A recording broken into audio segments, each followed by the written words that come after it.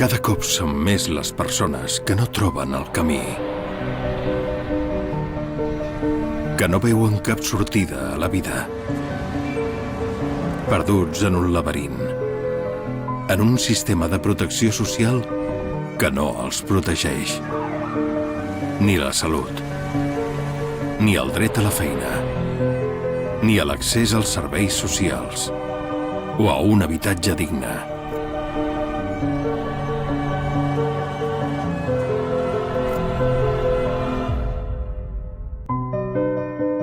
Persones perdudes en un sistema de protecció social que no protegeix.